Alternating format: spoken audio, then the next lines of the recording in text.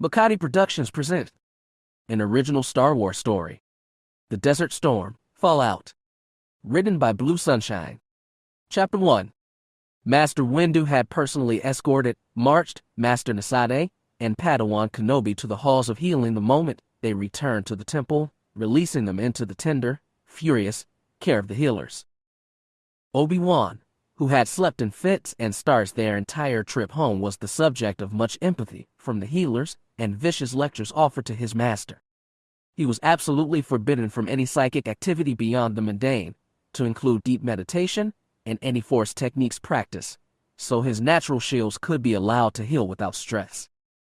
This restriction was expressed to him and his master several times, with very illicit promises of punishment should they even think about straying from the healer's instructions. "I'm not actually trying to kill my Padawan," Ben insisted. No one entirely believed him, save Obi-Wan, but Obi-Wan was napping at the time, and therefore unable to defend his master's honor. Ben, on the other hand, was put on light-duty restrictions, and forbidden from any activity that required more excursion than walking. He also had a list of instructions as long as his arm about all the various ways in which he was to avoid testing the limits of the fragile weave holding his skin and muscles together. Neither of them was a pretty sight as they shuffled uncomfortably back to their quarters, and neither of them were particularly pleasant to engage on the way. One poor knight found himself the subject of eerily similar expressions of pinched impatience and equally irritated responses when he inquired as to the details and success of their mission. One poor Padawan made the mistake of offering sympathies for their clearly rough assignment and received in return the cold rebuff of two individuals who refused to admit to experiencing any difficulties whatsoever. "I call dibs on the blanket," Obi-Wan mutters as they approach their quarters. "Pardon." Ben shoots him a glance that is harsher than he realizes. Obi-Wan returns mulishly. "I call dibs on the blanket," Obi-Wan repeats, slightly louder and clearer. "Oh, really?" Ben drawls. "Why is that?" "Because I earned it," Obi-Wan huffs. "I was in prison," Ben points out. "I had to run through the jungle all night while you got to sleep," Obi-Wan retorts. "I was knocked unconscious via blunt force trauma." "You wrecked my shields?" Obi-Wan pulls out the low blows. "I assured that the Jedi didn't come in to slaughter the Kalish," Ben challenges his Padawan's protest. "I challenged the Kagan of Kali to fight me." "Yow at what?" Ben exclaims, turning a sharp frown on his Padawan, whose eyes widen as if recalculating what he has just admitted to. "To stop them from attacking Kirsk and fighting the Jedi," Obi-Wan explains hurriedly, nervously fiddling with the hem of his shirt. "You fought Kaimin Jai Shilo," Ben utters in disbelief. "Well, no," Obi-Wan admits. "You wouldn't fight me." His master sighs in relief and lays a tired hand on his Padawan's shoulder. He glances back down out of the corner of his eye. "Then that doesn't count," he mutters. Obi-Wan scowls back up at him. "I was nearly cut in half." "Yes," Obi-Wan acknowledges, a cool look in his blue-green eyes. "And I was nearly made masterless." Ben winces, recalculating his claim. "Yes. Well, I suppose a Jedi Master should show grace and allow his Padawan their comforts in times of distress." "I am not in distress," Obi-Wan protests, flushing. Ben lifts a brow, and his Padawan scowls, flushing a deeper red. "Thank you, Master, for being so gracious and understanding. It's a wonder all the temple isn't in awe of your example." Ben's lips actually part at that cuttingly dry remark, and then he finds himself laughing, which turns into gasping and keening at the pain that causes. His Padawan is an immediate flash of concern in the Force, and helps him hobble the rest of the way to their quarters.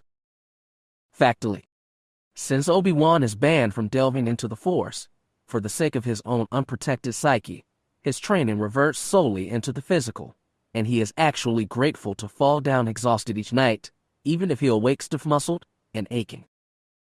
If he's tired enough, he doesn't dream. And he does not want to dream. The galaxy, however, rarely gave one what one wanted. Click, click, click, clack. Click, click, click, clack. Their blade arms rattle when they shift, and a dozen pairs of multifaceted eyes are all watching him, towering above him from across the table. Their eyes are all red, and their bodies are all black. Click, click, click, clack. Obi-Wan's hands are slick and coated with blood, where they hold the bowl in front of him. The bowl is empty. Click, click, click, clack. The floor is littered with bodies, some long-limbed and broken, some red-brown skinned and spilling out their organs, severed into uneven pieces. Click, click, click, clack. The walls are high and polished, as the table is, and he recognizes this place. The table is in the creche. Obi-Wan panics, but he can't let go of the bowl. Something is on the table, and small hands wave from the moving. The bodies on the floor are wearing robes, and they are small, so small. Click, click, click, clack. Obi-Wan runs. The bowl disappears. The blood on his hands does not. The bodies are everywhere. They are in the halls and in the gardens, and they are so small, and they have been cut down. The halls reek of plasma and scorched flesh, and Obi-Wan runs and runs until he finds himself in the council chamber, a circle of chairs he has only seen once. There is a young Padawan sprawled across the tile, a saber hilt in his hand, and a black hole burned through his back, and behind the chairs are the shadows of those he was protecting, still and cold as he is. In the center of the room, Master, Obi-Wan calls out. The sound should echo. It doesn't. His master turns around, eyes red-rimmed with tears, and something soft in his gaze crumples at the side of Obi-Wan. "Oh, Padawan," he sighs. "You should not be here." They wake up. Obi-Wan jolts into waking and turns, tangled in the black-gray-white blanket, and looks to his master's bed. His master's eyes are open, but he's staring up at the ceiling, taking slow, measured breaths. His hands are clenched into his cheeks. The quiet is full of expectation, a dozen questions on the tip of Obi-Wan's tongue. He doesn't ask them. Obi-Wan studies the dim outline of his master's profile. His cinnamon hair, lighter and more golden than Obi-Wan's, washed nearly blue in the dark, his trim beard, the almost straight line of a nose that had probably been broken more than once. So much of his master was a mystery, and so much of him was so familiar. Tension hums in the Force, obliterating, and his master continues to stare up at the ceiling. Obi-Wan bites his lip and slips off his bed, pads the 2 steps it takes to reach his master's, and throws the blanket over the older man. Ben startles, mostly because the blanket lands over his face, and he jerks his hands up to yank it off on instinct. Obi-Wan flops onto the mattress and scoots his way back under the edge of the blanket, resting his back against his master's side and shoving his master's arm up and out of the way. He hears his master sigh softly, and then a hand rests over his hair. Neither of them manage sleep again that night, but the comfort feels more restful anyhow.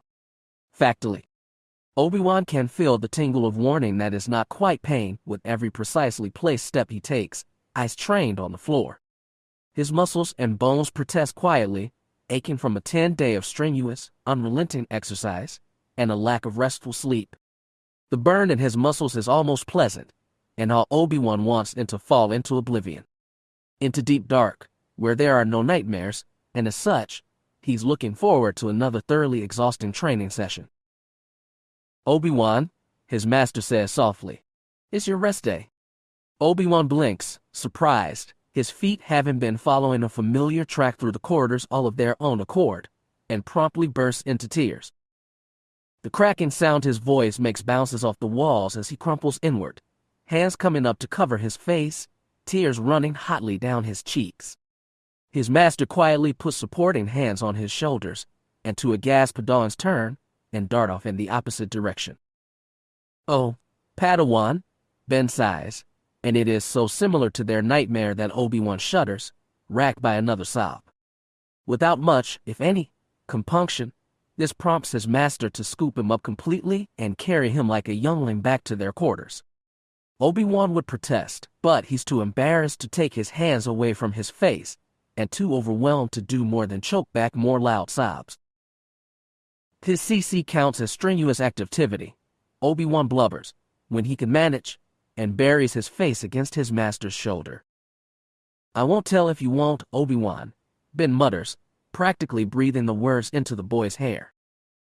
Shmi no longer startles when they come in the door, even at odd hours, but she does pause, when she watches him carry Obi-Wan into the living area and settle him down on the low, padded gray couch that eventually took residence under their plant-infested window. Ben fetches the black to white blanket from their bedroom and bundles the boy up. Shmi, familiar with quiet, comforting rituals, has already started heating water for tea by the time he has Obi-Wan properly sequestered. Obi-Wan, safe behind the door of their quarters, finally stops trying to force everything back down and gives into the shaking rattle in his frame and lets his tears soak into his knees, curl tightly and on himself. Tea is ready by the time he emerges. Ben and Shmi settle on either side of Obi-Wan, already nursing their second cups and providing quiet reassurance.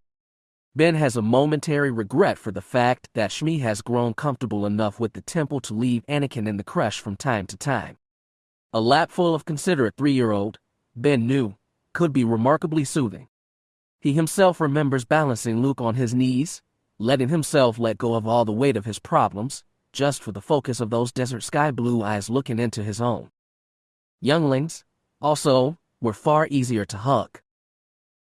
Obi-Wan sips his tea and stares dully at the opposite wall, eyes drawn to the play of light on the uncertain shade of pale that made up the tiles in the kitchenette.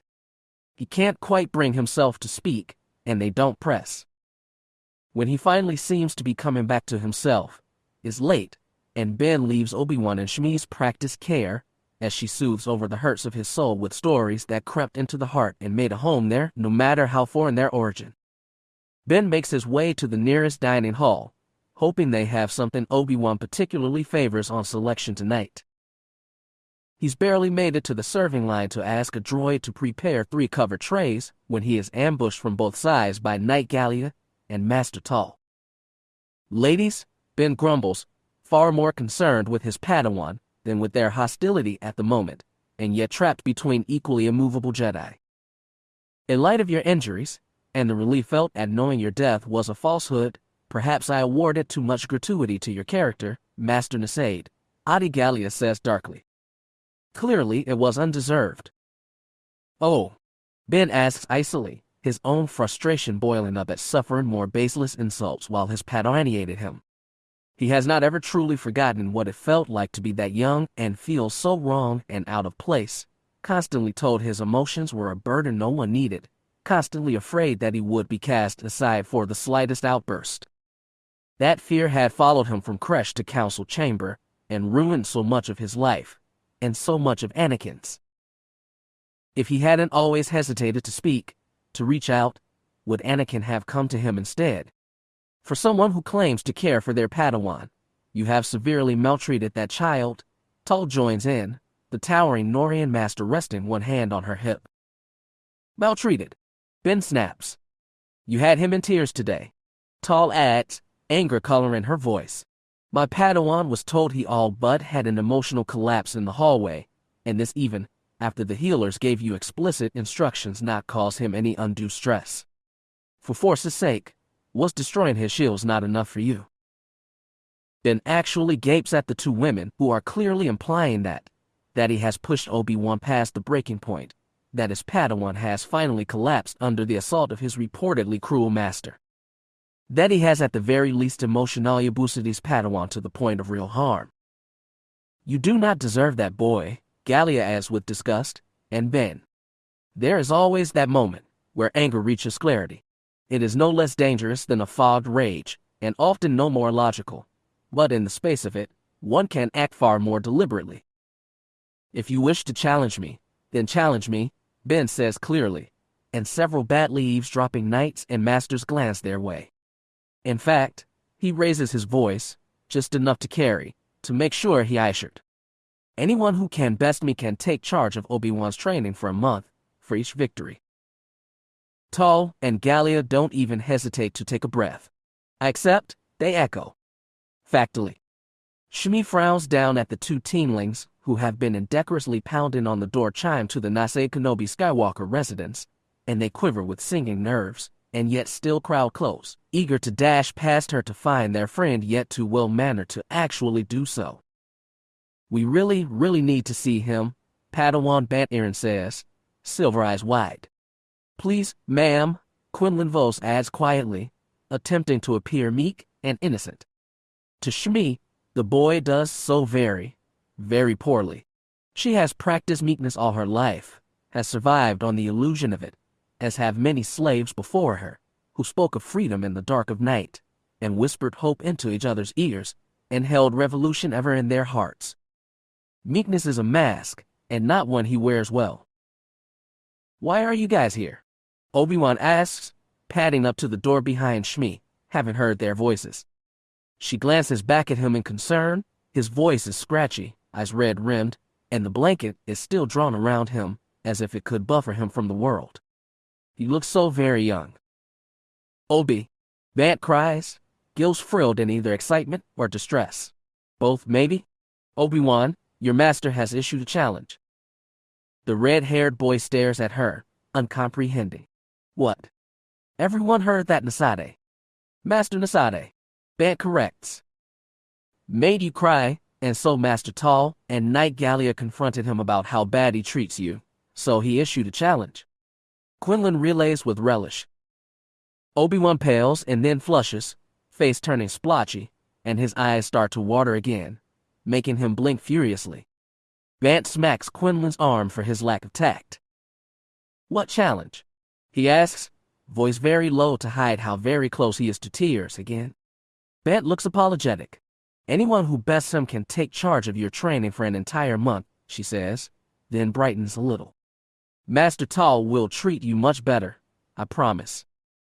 Obi-Wan blinks at her, mouth thinning out. "They're taking it before the council now," Quinlan adds. "It'll be on the temple net officially by tomorrow morning, once they establish formal rules." Shmi frowns at this, brows pinched over dark brown eyes. "So he is not coming back with dinner?" she asks pointedly. Bant's gills flash red, and Quinlan offers an apologetic shrug. "No." "It's all right," Obi-Wan sighs. "I'm not hungry anyways." Shmi turns her frown on him, her gaze sharp. "You will be eating dinner," she says firmly, and Obi-Wan's gaze jerks up. He shuffles a little. "I'd rather not go out," he whispers. Shmi's gaze softens. "You do not have to. Quinlan, Bant, would you be so kind as to fetch Obi-Wan and I some dinner? You are welcome to join us." Both of them offer wide, childish grins at that and nod, dashing off. Obi-Wan's gaze trails after them. "Tall isn't going to best my master," he says softly. "Do you wish her to?" Shmi asks, stepping back so the door will close, her hand lifting to settle between his shoulder blades. He leans into the point of contact, the way a flower leans towards the sun. His lips quirk a little. "Of course not," he huffs. Chapter 2. There is an entirely unsubtle increase of activity in the Salis that evening and the following morning. As per tradition, the challenge was formally posted at dawn, and while challenges could be made in person to Master Naasade, they also had to be submitted officially to the forum, else the bout would not be counted. There was also an entirely unsubtle and widespread exchange of bets. First on the list was Master Tall, followed directly by Knight Gallia, and the list was ever growing. Master Windu, who cornered Ben before breakfast, informed him with aggravation that he had already received no less than a dozen pleas from younger Padawans and initiates that he challenge Naasade and rescue Padawan Kenobi. This is exactly what I wanted to avoid, Naasade, Windu growls. "Have you ever told that many white-eyed younglings know? They were devastated. I do not want to be dealing with this." "They weren't devastated. They were playing you," Ben snorts. "Younglings know exactly how adorable they are. It's the test of all Kretchen masters not to fold under pressure. You'd have failed spectacularly." "Which is why I am not a Kretchen master," Windu retorts, scowling as a young knight eyes him hopefully. Ben waves pleasantly, and the knight glowers at him. "It's remarkable, really," Ben mutters, once the knight has passed them by. "What?" "That no one cares when an initiate's heart gets broken, and all his dreams torn down as he is sent quietly away from the only life he has ever known. But gods forbid my Padawan looks tired by the time I'm done with him," Ben says. "Tired?" Windu snorts. "I've seen Padawans come out of fights with pirates and Gundarks and look less tired than Kenobi." "Not the point I was making, Master Windu," Ben says quietly, raising an unimpressed brow at the younger Jedi. Initiates get sent away, Mace mutters lowly. We can't knight all of them. Perhaps, Ben accedes, but that doesn't mean we couldn't do better by them. Mace grunts in response to that, looking particularly troubled, and gestures for Ben to precede him into the arena. The arena isn't much different than the training Salis, save that it was built for an audience and typically used during exhibitions, where initiates performed for prospective masters, and Padawans and knights occasionally performed during certain celebrations. Tal and Gallia are already waiting, both of them conferring on the edge of the dueling floor, and the audience is quickly filling in from more accessible entrances than the meandering route Ben and Mace had taken. Jedi are a quiet people by nature, but the general hubbub of conversation does rise at his appearance. Ben's gaze easily tracks to his Padawan despite the general press of people, and Obi-Wan turns to meet his gaze, as if sensing the attention. Ben lifts a questioning brow at the crowd of Padawans, and initiates his Padawan has attracted, and Obi-Wan shoots him a grumpy look for it. Clearly, he is unimpressed at being the center of attention. Ben lifts his hands and signs across the arena. Made any bets? Bright one. Tilda. As ever, his Padawan's ears redden at the sign name his master has for him, and he signs back slowly, still having to think through every curl of his fingers. Unfair of me, storms I, he signs back petulantly. Ben's lips twitch, and his fingers dance. I didn't realize gambling was fair. Tilda. His Padawan gives him a pinched look and crosses his arms, and Ben shakes his head at the boy, who had yet to learn that nobility was more flexible than he realized. Ben removes his dark brown robe and sets it aside, having worn cream tunics over a soft, orange shirt. His Padawan had taken mercy on him some months ago, when he noticed his master would only wear two of the least ostentatious shirts in their closet, and returned to the quartermaster for some that came in simple, solid shades of color. He kept the same scheme, light red and soft orange, for his master, and himself returned with a monochromatic wardrobe that matched his favorite blanket. He looked striking in all whites, grays, and blacks, and it made him easier to find in a crowd of fellow Jedi, though seeing him in a black robe had unsettled Ben to the point where his Padawan must have felt it, as he had switched abruptly to a dark gray, and the black robe had never again made an appearance. Master Tal takes note of his motion and herself strides to the center of the floor, wearing her preferred lavender and pale blue, which made her honey-toned skin seem to glow. Her bearing is proud and certain, for all that she is a consular archivist by trade, and not a guardian warrior. Then again, she trains with Qui-Gon Jinn, who is a guardian warrior and renowned to be one of the best duelists in the Order. In the moment, Ben realizes he has never crossed blades with Master Tal, not even in training. He is not concerned, but this is something new he never had before, and the nostalgia of it strikes him deeply. There is no ceremonial start to bouts like this. They merely begin when the two combatants are ready, and Jedi, being Jedi, simply recognize the pivotal point, and the audience quiets, though still more are slipping into the chamber. Ben strides to meet her in the center of the arena, and ignites his blade, giving it an artful twirl that abruptly stops parallel to the center line of his body, and then flicks away in a blaze bow. Tal lifts a brow and counters with a slow, deliberate leveling of her blade parallel to the floor, and then turning straight up and striking down and away, a far more aggressive greeting, as it mimed cutting him down, as opposed to miming a salute. Ben was actually offended by that. Her disagreement of his training or not, he had thought they were at the least beginning to form a begrudging friendship. Ben feels his mouth thin with the small ache of personal hurt, and can feel Healer Nihila's glare off to one side. Technically, and only technically, he is off light-duty restrictions, as the wound across his torso was well on its way to forming a clean scar. However, jumping from light duty straight into aggressive combat with the horde of Jedi was not an action a healer approved of. He ignores both and pulls his saber into a Sarisu guard position, and waits. He does not have to wait long.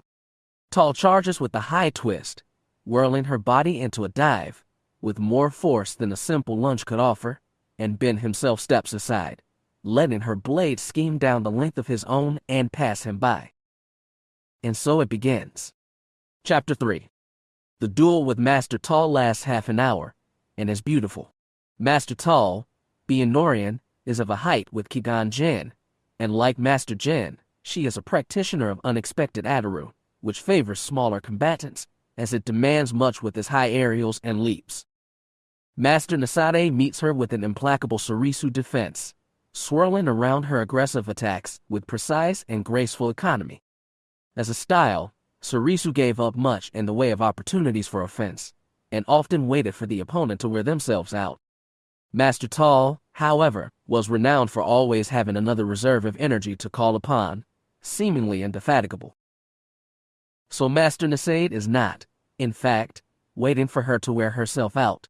He waits instead for her to expect his defense, waits for her to study him and plan accordingly, her blows hitting truer, her strikes closer to the mark, and then, when she is sure of the pace of combat, he shifts abruptly from Surisu to an equally aggressive Adaru. Her rhythm falters, and she struggles to catch back up as he dances around her own shaky defense. He leaps where she expects him to dodge, and dives in when she expects him to block, and he catches her in a turn, scoring a training strength sear across the back and letting his blade hover, humming dangerously under her ear, waiting for a swift say-chat that could end her life. The match is called. The audience murmurs, credits exchanging hands, and assessments being passed from person to person. Did you see how he moved here? Did you see where she faltered there? Bant hugs Obi-Wan's arm sorrowfully. Master Tal will try again, she promises. Obi-Wan sighs.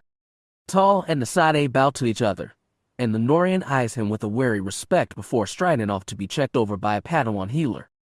The seer is more irritating than painful to a full Jedi Knight and Master, but she is given a salve and sent back to the audience. It is Knight Adi Gallia's turn. Factually, Adi is well aware that her reputation is that of diplomat, but reputations can be misleading. She is not a consular Jedi, but a sentinel, and her fighting prowess has never suffered in favor of her duties as a liaison between the Order and the Senate.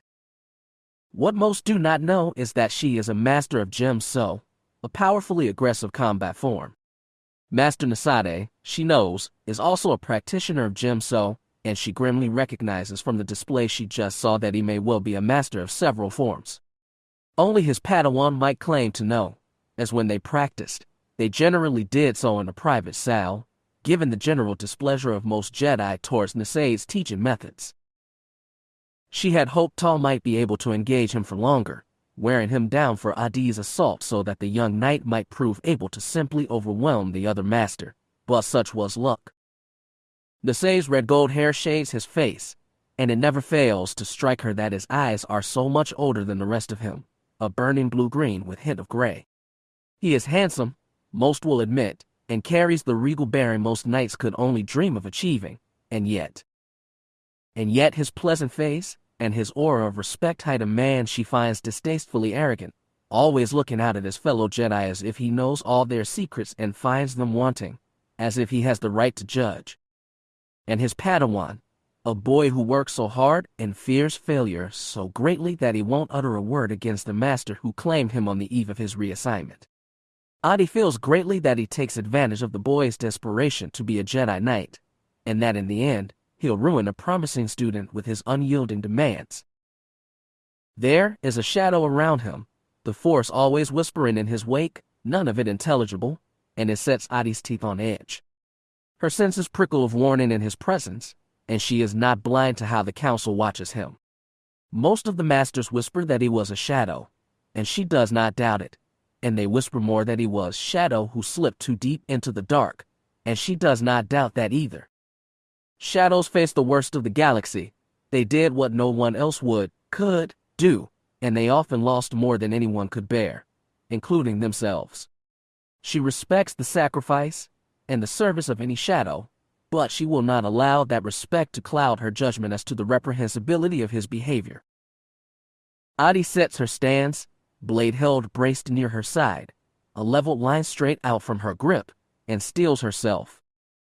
He studies her for a moment, and slides into a form she could not quite recognize. The audience whispers, then quiets. Adi takes the first step and feels her balance slide before she grounds herself in the Force, and his stance becomes clear. He has stepped into Naim, the sixth form, one practiced by diplomats more than anyone else. It had no great advantages, Naim, but no true weaknesses either. A blending of the first 5 styles together, coupled with maneuvers and attacks purely of the Force. She had not expected it, as their blades meet and she presses and he disappears, and she whirls to block, and then presses him again. She had expected him to display Sarisu, or meet her with gems so, impenetrable defense, or meet an aggressive offense with aggressive offense. Naim was difficult to work around, for those who were not familiar with it, as it was a mercurial form, and relied more on ingenuity of use than on the follow-through of practice catus. It was, ironically, the form most expected her to practice, and that was precisely the reason why she had not chosen it as a mastery. She had a compact stature, and utilizing gems so gave her an element of surprise. She slams forward into his blade, ducks, and slams it again, only to find herself being yanked forward, overbalancing, and sending her tumbling. She rolls, leaping back to her feet and parries a blow that makes her stagger when it comes and abruptly disappears without follow-through. She chases him, and he dodges, he strikes, and she blocks and chases again, only for him to meet her straight on, and slam into her not only with his own weight, but with the Force, and she hits the ground again, and rolls again. She comes up only to her knees and lashes out, sweeping at his legs. He jumps, and comes back down on her like an avalanche falling, and Adi rolls out of the way and pops back up to her feet as his saber strikes the ground with a hiss. She dives for his back only for him to go low and sweep at her legs. Instead of jumping, she leaps forward, colliding bodily with him, which apparently does catch him by surprise. They both hit the ground with a hard umph, and he wheezes before she can feel his Force grip cradle her body, and then fling her across the saddle.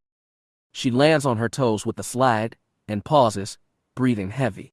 They study each other across the distance, and he offers her a chagrined smile, tipping his head in respect for the unexpected tactic. Adi glowers back at him. Factly. Holy Sith, Quinlan murmurs, while Bant just gapes, squeezing Obi-Wan's hand. This is so stupid, the girl in front of them murmurs, and then turns around to glare at Obi-Wan. If you would just actually speak up for yourself, they wouldn't be making such a show of this.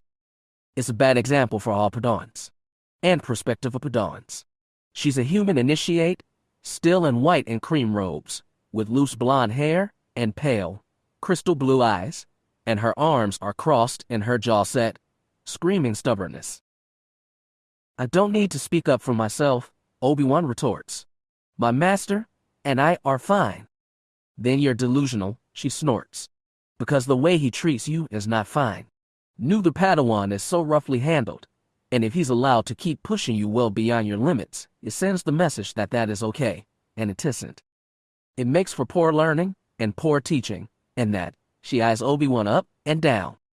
Makes for poor Jedi, she says scathingly. Siritachi, a fellow initiate hisses, eyes wide with shock at her behavior, while she continues to glare at Obi-Wan. I wasn't aware that you and I were well enough acquainted that you could judge my worth as a Jedi. Initiate Tachi, Obi-Wan replies coldly. Or are we all to be judged by the value of rumors? She falters slightly, because they may be only a year or so apart in age, but no, they didn't know each other. Everyone says. Everyone? Really? Obi-Wan cuts her off. Master Yoda says I'm mistreated. No, she says mulishly, and glances at Bant. What your best friend does, and her master does. Obi-Wan sighs, and turns a flat look on Bant. Have I ever actually complained about my master? And no, Bant stutters. But Obi, I know how much being a Jedi means to you, he called Bitao, and you wouldn't say anything. He did destroy your shields. Because he was trying to get a message out to stop a massacre. Obi-Wan retorts angrily. And my master doesn't beat me, he adds, glaring at everyone shamelessly listening in. He never asks of me anything I can't do. But does he ask you to do things you shouldn't have to do? Siri counters. Because I don't have to ask anyone about anything when we can see you falling asleep on your dinner tray, or every time to mess up the easiest of questions in class, or breaking down in tears in the hallway. Is that you? Obi-Wan snaps. You had no right. Your master made you cry. He did not. I saw it. You were wincing just to walk, and then he said something to you and you just started crying. And then you ran off to tell the entire Karkin Temple. Obi-Wan glares at her, fists clenched.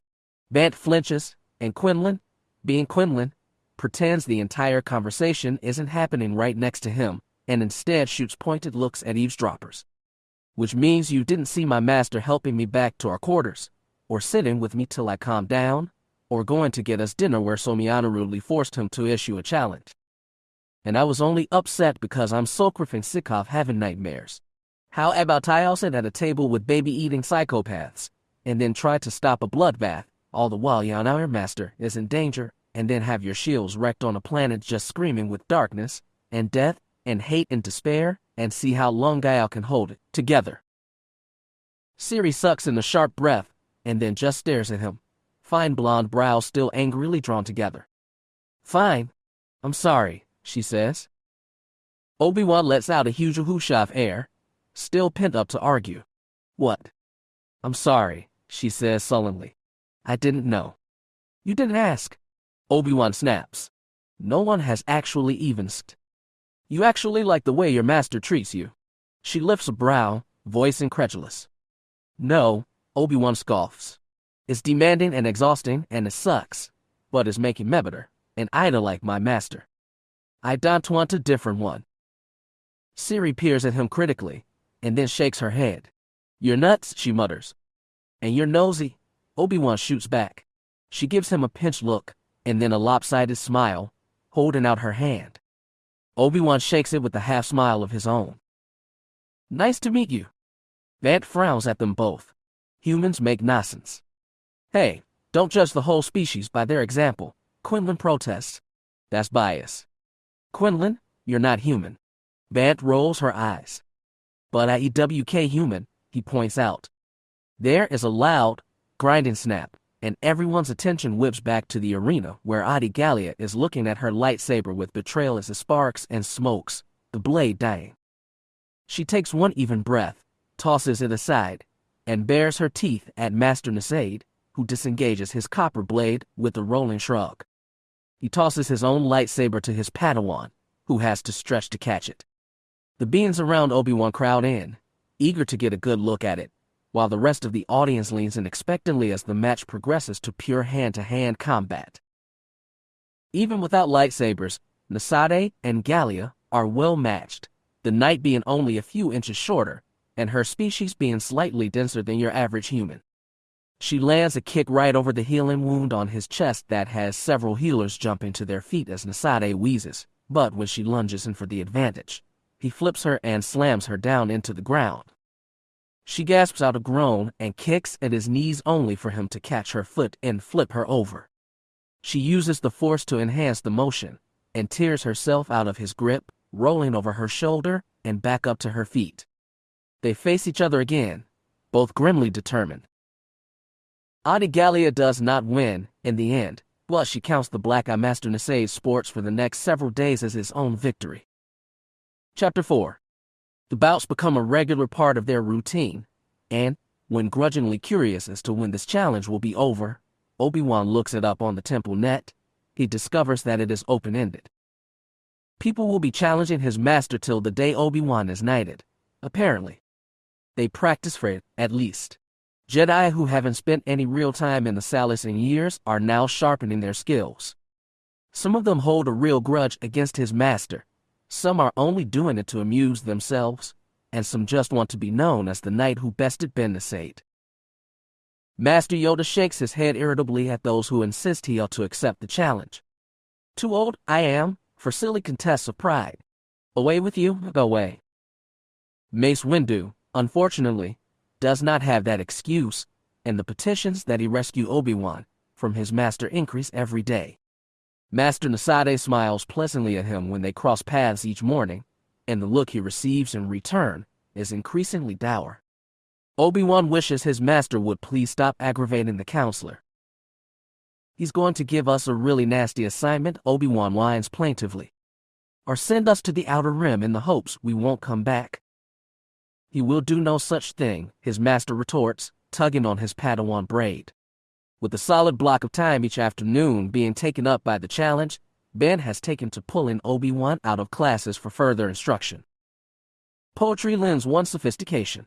Everyana takes poetry, Obi-Wan mutters, only to be handed several data pads. You'll read one each morning, and we'll discuss it over breakfast. Trust me, after a few years, you'll be far more eloquent than those who took classes. Years. He also pulled Obi-Wan from his Languages of the Core Systems course, citing the fact that Obi-Wan came out of the creche with the primer in half those languages, and that Ben Naasade was fluent in over 40 tongues, and could teach his Padawan just as well. 40. Obi-Wan had gaped, impressed.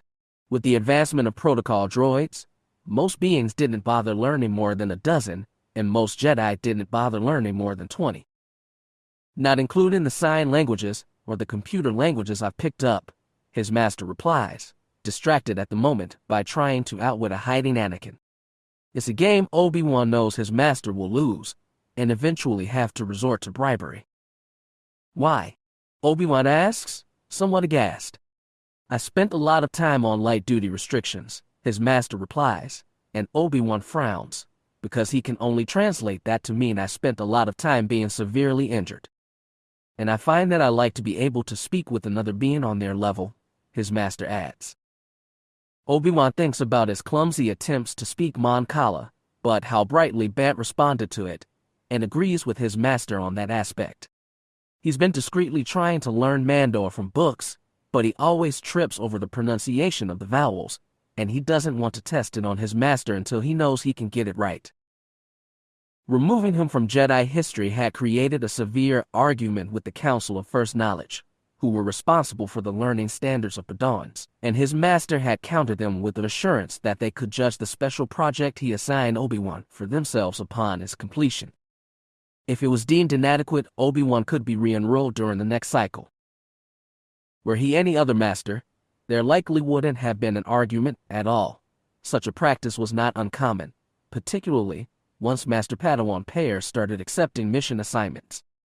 It was just. He was Jedi Master Ben Naasade. So Obi-Wan spends only part of his morning in classes, with broken chunks of time in between.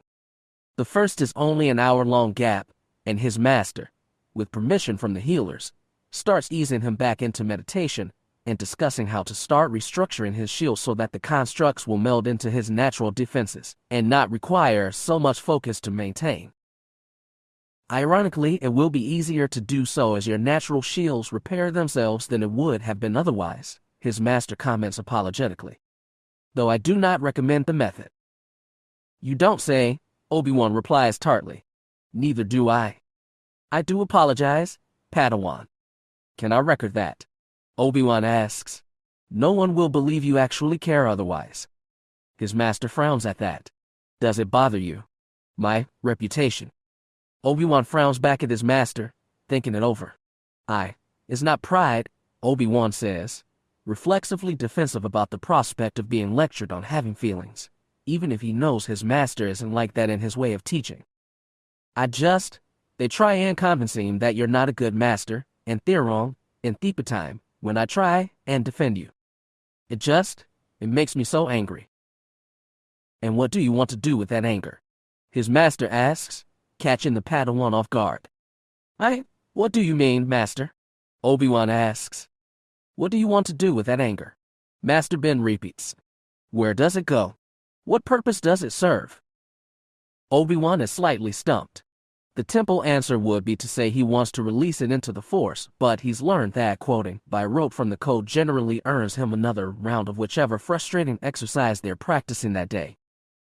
I want them to stop, Obi-Wan says. I want them to respect you. And I know I'm not as good as my peers, but I'm an idiot, and I know I can be better. And you're helping, you're not hurting me, and I want them to stop acting like you are. You want to change their minds, his master suggests, stroking his beard thoughtfully, and tucking away Obi-Wan's self-esteem issues to tackle later. Yes, Obi-Wan nods. How? Obi-Wan doesn't sigh in aggravation, knowing it earned the same result as quoting the code by rote. How? He repeats questioningly. His master's lips twitch, amused at his Padawan. Yes, how? There are many ways to change another's mind.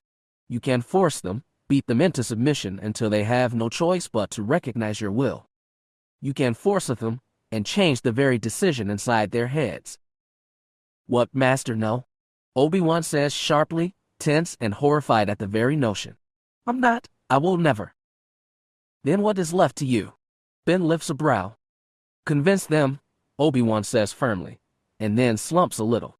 But at it. Practice, Padawan mine, his master chuckles. And until then, you must learn to live with the things you cannot change. How do I do that? Obi-Wan whines a little, feeling sullen. It still makes me angry. Learning to live with what you cannot change is a life's work, Obi-Wan, his master sighs, mood turning suddenly pensive. And I'm afraid I am hardly the man to ask. I would suggest, well, Shmi would know better than any of us. Ask her.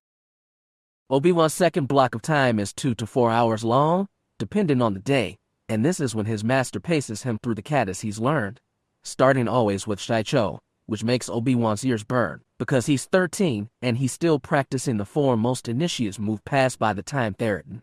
But his master insists he continue. Obi-Wan bites down on his embarrassment and his urge to retaliate. However, because for all his master pushes him, Obi-Wan is never alone. His master practices beside him, always an arm's length away, providing guidance and proof that this can be done. Obi-Wan's last few classes finish out as morning, and he grabs lunch alone or with his peers, as his master is now engaged in the challenge bouts, which he will entertain for another hour or two before attending to Obi-Wan's training until dinner. Obi-Wan has learned to pay attention, because his master's lessons now are interspersed with conversation about what he has personally observed on his master's opponents, and they discuss a variety of capabilities, weaknesses, and strategy. Sometimes, when Obi-Wan thinks about it in the dark of night, he puzzles why his master is so focused on lightsaber combat. It's not as though he'll find himself fighting other Jedi. Factually. This is a lesson, Obi-Wan thinks, watching his master dance around yet another opponent. It's not that they're bad, really. Jedi, particularly Guardian Jedi, were skilled warriors, and each had their own unique edge to their fighting style. Against any other opponent, they were seen to be supreme fighters. Just, Master Ben was not any other opponent. As he does with Pong Krell, Obi-Wan can tell his master is leading the other Jedi through the fights, matching their skill with just enough superiority to drag out their flaws and push their limits, proving himself just enough above them that they'll train harder and dare to try again. What troubles Obi-Wan isn't that the other Jedi fail, is that his master always wins. He wonders why his master is so much more in combat than the others are. They live on top of each other, sharing their quarters with the Skywalkers. He's seen his master's scars, or some of them, at least. You look troubled, Shakti murmurs, stepping up beside him to observe the spar. Afraid your master will lose. She lifts a brow, and he knows she's kidding. No. Obi-Wan rolls his eyes. He never loses. So I've noticed, she murmurs, silver eyes tracking the combatants. Obi-Wan watches her for a moment. Master T is pretty, and wise, and perhaps the only Jedi who might actually claim to be friends with Ben Naasade. Obi-Wan had thought Master Tal might, but Ben had been edgy, and Tal hadn't come to visit since losing her challenge. Obi-Wan feels guilty about that, and he doesn't know what to do. He hadn't thought Master Ben and Master Tal were that much at odds. Does it? Obi-Wan worries his lip, hesitating, and Shakti turns her cool, gentle gaze on him. Does it concern you that my master always wins? He asks. She ponders that for a moment, watching another young, bold knight be led around the floor. Do you think it should? She replies, answering his question with a question. Obi-Wan squirms a bit, trying to put his thoughts into the right words. I feel like it's a lesson, Obi-Wan whispers quietly, glancing nervously at the nearest spectators. I feel like he's testing everyone. The Jedi. Maybe the Order. I just feel like it's a test, and I feel like they're failing, and maybe that means that we're all failing. Shakti looks startled, and then her expression softens, turning contemplative. Her eyes scan the room, and then find Shmi in the crowd, Anakin sitting on her shoulders, and a Rodian youngling sequestered in her arms. Maybe we are, she murmurs. Obi-Wan startles, staring at her with wide eyes, and she offers him a secretive smile. So what shall we do about it? She asks. Obi-Wan gulps. I don't know. Perhaps that is the lesson, Padawan Kenobi, she says, smiling, that we do not understand the depths of what we do not know. What? He asks, thoroughly lost. Perhaps a lesson meant for those a bit more set in their ways than you, she adds, eyeing his utterly confused expression with amusement. But always something to meditate on. Excuse me? She bows slightly, and Obi-Wan returns the gesture politely, feeling far more worried now than he was when she first spoke to him. He returns his gaze to the bout, thinking over his troubled thoughts, and what little, and confusing, insight Shakti had offered him. If the lesson is that we do not understand how much we do not know, Obi-Wan thinks, then the only thing we can do is learn. But I'm already learning, he mutters doubtfully. Learning what? Obi-Wan jumps as the girl appears at his elbow, her hair drawn back in a ponytail, letting her ears stick out and make her seem far younger than 12. Siri. She grins impishly at him and plops down on the bench. Learning what? She repeats, curious. Everything, Obi-Wan suggests, and she rolls her eyes. You can't learn everything, Obi-Wan. Nobody can. Well, nobody who isn't a supercomputing droid. Anyway, Siri says matter-of-factly. So you need to focus.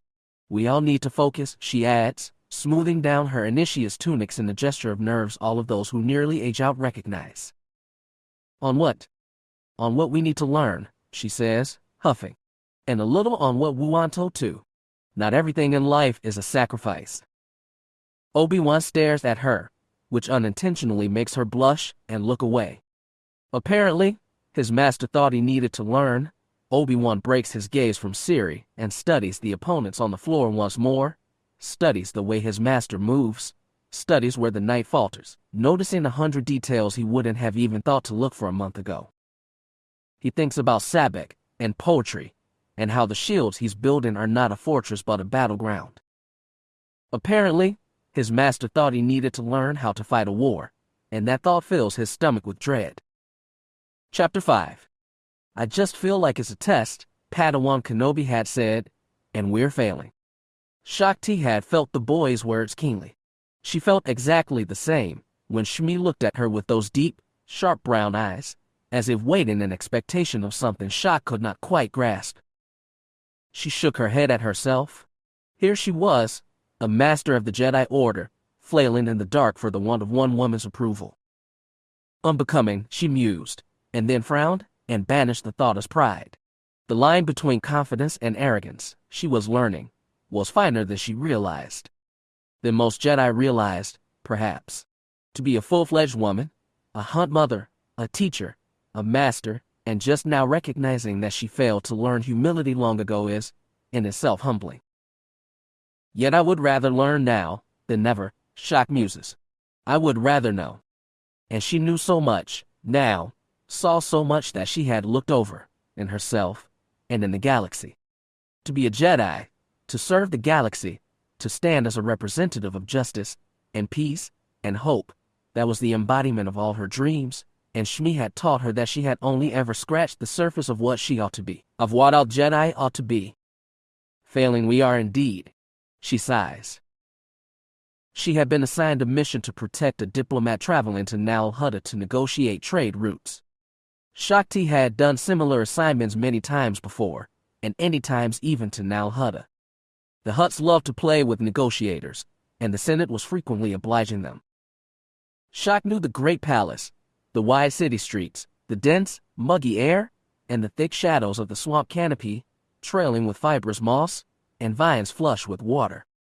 And the insects, which gave her a headache after a few hours, a constant irritating hum in her nostrils, to say nothing of the way her leku twitched at the things that lurked in the water. But this time she had not kept herself to the streets and the grand palace. The diplomat was in no danger, and so Shakti took herself to unexpected turns, winding through one market to another, away from the shiny displays and well-groomed peddlers to where the buildings began to crumple, where rust stained the water red and privacy was more often a tattered cloth in the wall, and the peddlers were bruised and missing teeth and bowed at the back.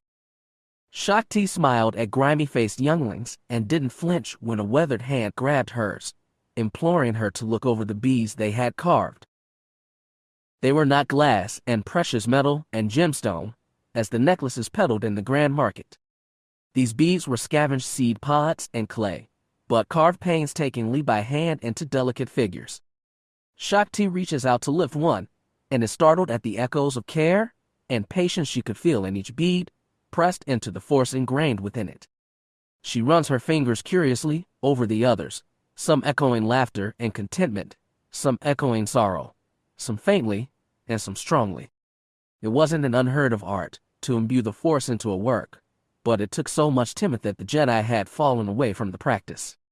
Shakti lifts a bracelet of pale clay beads and black seed pods, carved into some kind of delicate fish and broad-petaled flowers that pervades a sense of tranquility she rarely found outside the temple gardens, and recognizes that she held months of someone's life in that simple strand.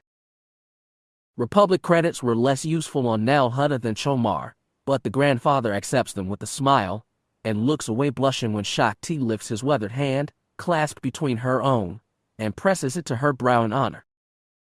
She wanders that market into narrower alleys and walkways and comes abruptly into a small floating plaza surrounded by slave quarters, her ears drawn to a creaking voice, telling a story. A Scardivoxy woman sits on a crate, wrapped in ragged shawls, and a pack of younglings of various species sprawl on the rough planks around her, listening intently. To Shakti's Serpies, it is a familiar story, an Ekra story, where they trick the Dapur into lingering in the desert, or in this case, into the deep swamp. Just wait a little longer, Ekra promised, 3 times over, and you can capture my youngest children with me. A little longer, and you can capture my eldest children. A little longer, and you can capture my eldest daughter, the most beautiful and renowned of all my children. And the Dapur believed them. And as before, it was just as Ekrat said, the storyteller falters, catching sight of Shakti, and the children startle, afraid of the stranger. When the 15 minutes had passed, Ekrat's eldest daughter came. Shakti continues the story, bowing politely to the storyteller, whose eyes widen in shock and surprise. The children turned curiously. She came with a terrible roar and a thunder of wings and the blast of storm out of the Shakti falters, remembering that Nal Hutta was not a desert-planted wild swamp. She came with fury and death. The water trembled, and Dapur's slavers fell upon the ground in terror, and some turned and ran, and others tried to fight, but their weapons and all their chains were useless.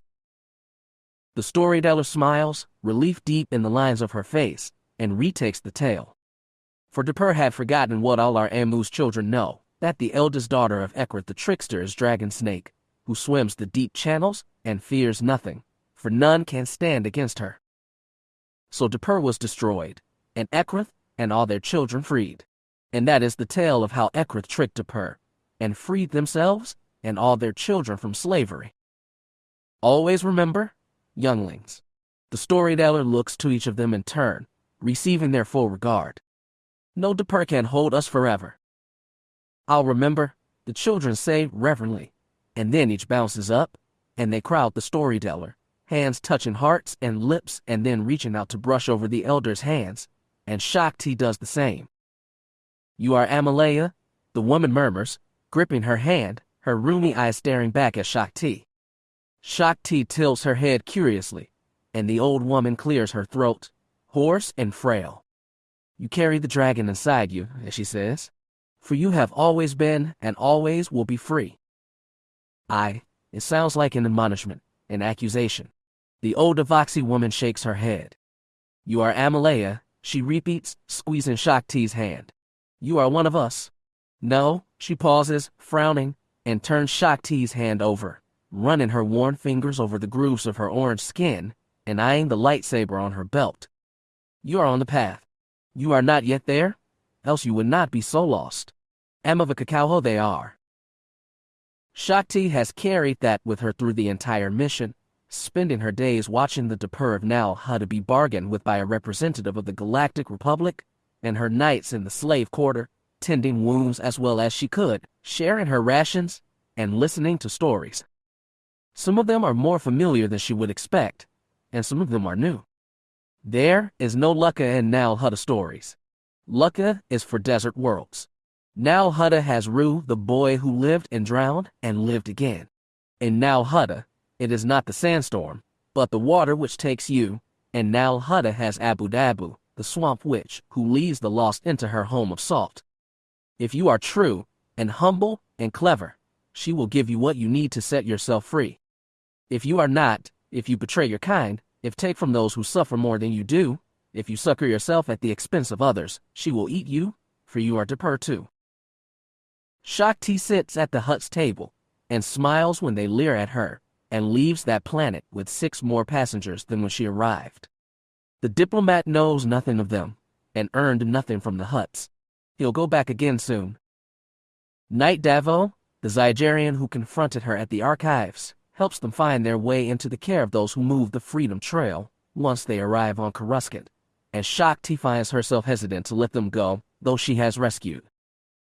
You are only a rung in the ladder, Davo tells her when he sees the one to hold on in her eyes. They make their climb to freedom themselves, else it is not theirs. She learns not to ask questions, not to chase when they go. They are all safer that way, and still, Shmi looks at her and waits. Chapter 6. Obi-Wan is getting very good at looking placidly back at the teachers who frown at him when he passes them as he leaves class. If he frowns back, or scowls, or rolls his eyes, they mutter that he is too emotional, that his master has a bad effect on his temper, that perhaps Heschel have gone to the Agricorps. So, placid, calm, and still as a pond, and just as unreadable. Everything he is not feeling at the moment. Every morning, Obi-Wan reads a poem when he wakes up. He reads two, actually. He's studying the Mandalorian poetry first, but it's the Alderaan epics he discusses with his master. He wants to try and understand Mandalore, and therefore his master, a little better first. They share breakfast, wherein he and his master discuss meaning and turns of phrase and depth, and Anakin has evolved from a fruit thief to a syrup hound, and Master Ben reads off the list of challenges for the day, making note of any he thinks his Padawan should find especially interesting. Today, Master Qui-Gon Jinn had been on the list, and Master Ben had felt very agitated about that. Obi-Wan had hidden his own frown, and hurt, because why should Jinn fight Ben now, when he had so soundly rejected having anything to do with Obi-Wan before? When Obi-Wan had asked, had all but Baguetto be his Padawan? So Master Ben is agitated, and so Obi-Wan is agitated. It doesn't help that he is no longer so exhausted at the end of each day, and that his dreams are still so often turbulent and dark. His master can't work with him as long, with the constant endless stream of challengers, and so the pace of his training has been greatly reduced. On the other hand, his performance in his classes is improving. Astronavigation especially, which is time-consuming and tedious if simple. He often spends some of the less interesting bouts studying his star charts. He's all but bouncing in his seat by the time he's released for his second-class gap, ducking placid-faced under his instructor's frown. Master Ben had chosen the timing of his bout with Jinn to match up with Obi-Wan's schedule, but also, the Padawan thinks, to keep it more private.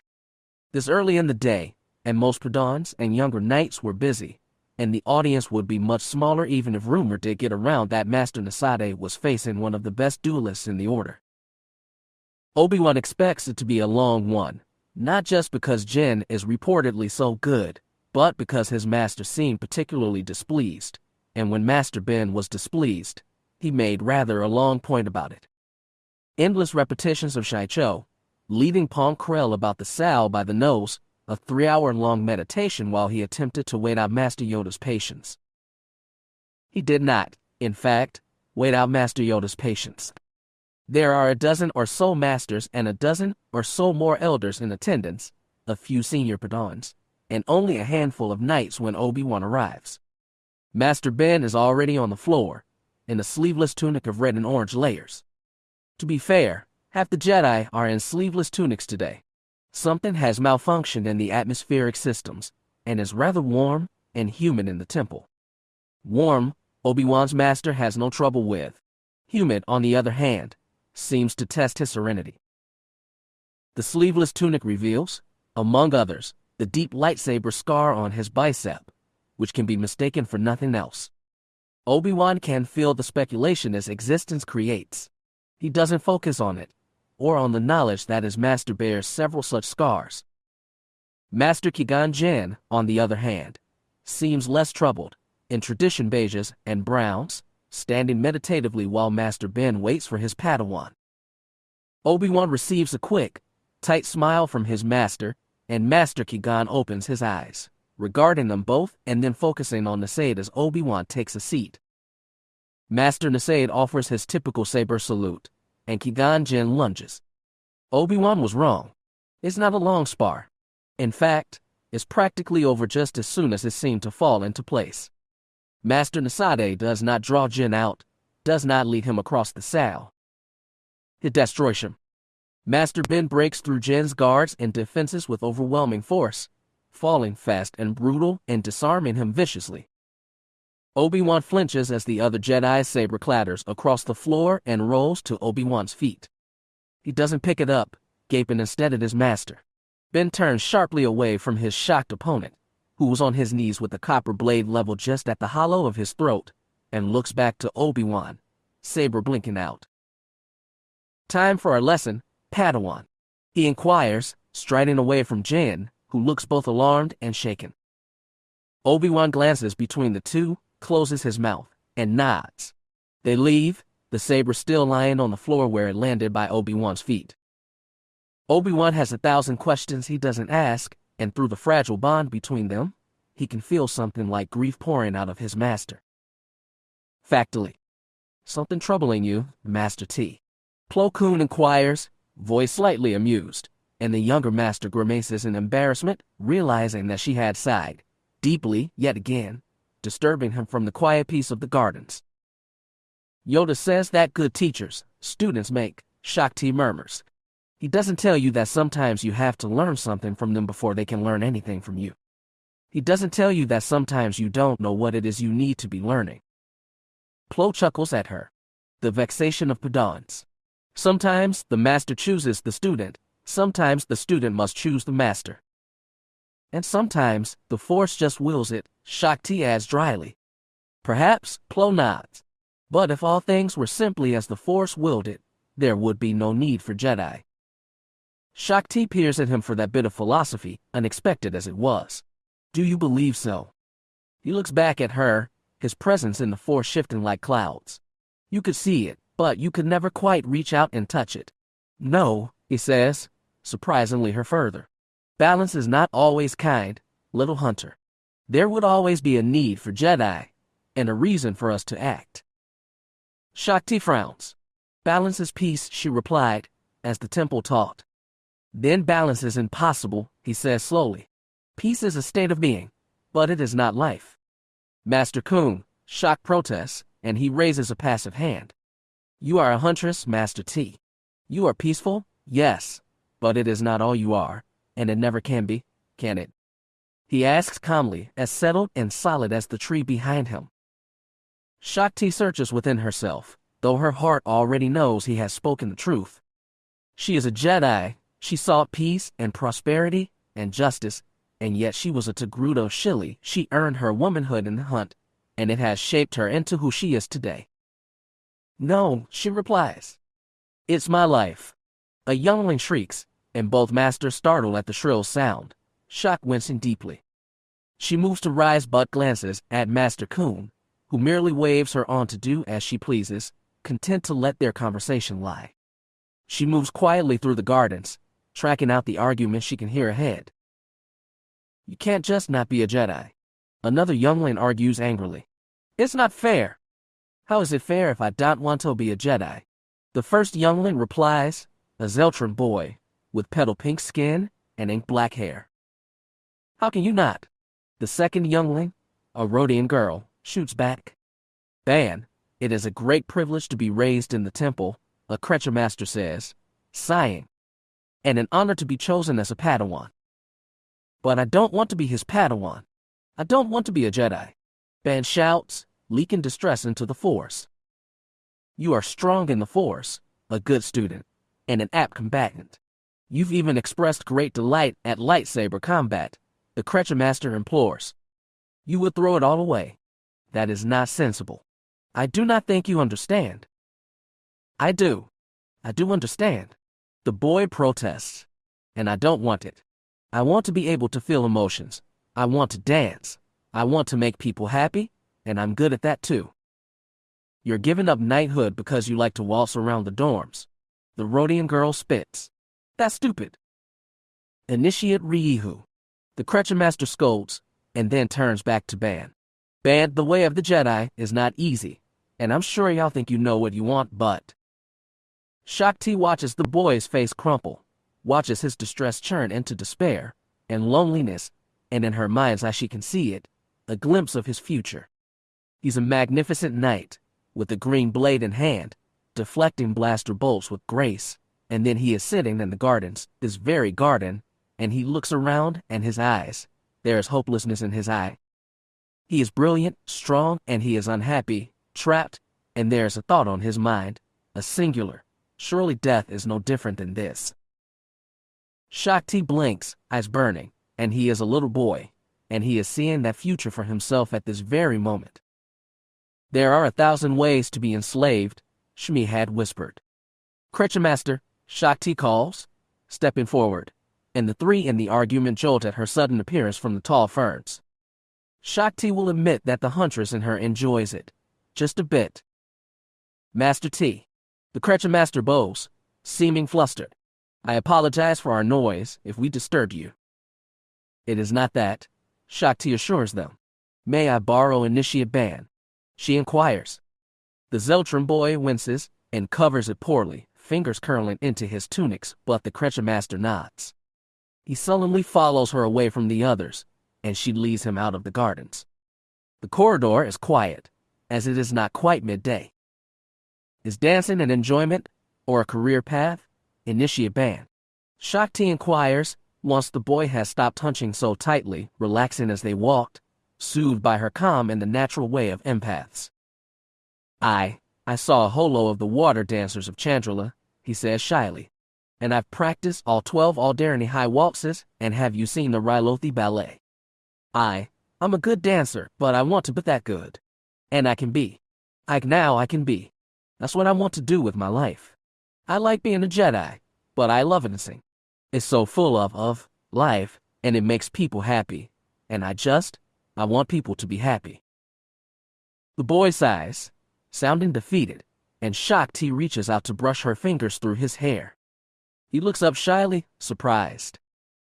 Well, Shakti says, you can't just run off and join the Rylothi ballet. He slumps. However, she smiles secretively. What you can do is look up accredited dance programs here on Coruscant and see if we can't find any that suit you. Why are really? He asks, gaze full of hope. Really? Shakti says softly, chest aching. Y'all are free, Ban, to choose the path your life will take. Just do so wisely. But I was asked by a knight to become his Padawan, the initiate blurts. And you have the right to say no, Shakti says firmly. I can really choose to dance. He asks tremulously. Really? Shakti nods. Provided we can get you qualified for any of the dance programs, and provided that you still finish your education. On that matter, the Jedi will not budge. Of course, right? I know that. I can go to dance school. He bounces, his excitement flooding the hallway, bright as sunshine. Factly. Shmi finds her, later, after she has spent an entire afternoon downloading brochures and applications with a very energetic young empath. Her mantras are still buzzing with the sheer force wrapped up in all his energy. She makes a note to see to it that if he leaves the temple for a dance program, he continues to study with an EDU core tutor on how to utilize those force abilities safely in his chosen path. Still, Shakti feels lighter than she has in weeks when Shmi approaches her after the dinner hour, Anakin soundly asleep on her shoulder. They walk in companionable silence for a while, working their way towards their living sectors via the scenic route of the gardens. Shmi takes in a deliberate breath. "Kai," she says softly. Shakti looks to her curiously, and Shmi smiles.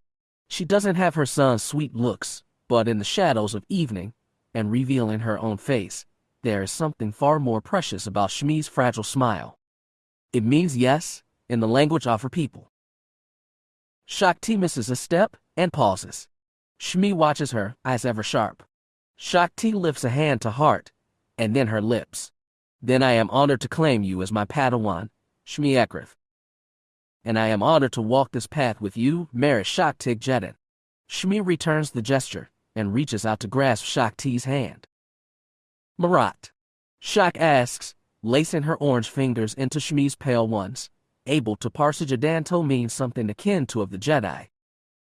"It means one who protects and guides," Shmi smiles. "In Amataka." Shakti snorts softly through her nose, having the feeling that there is a grand question as to who will be guiding whom.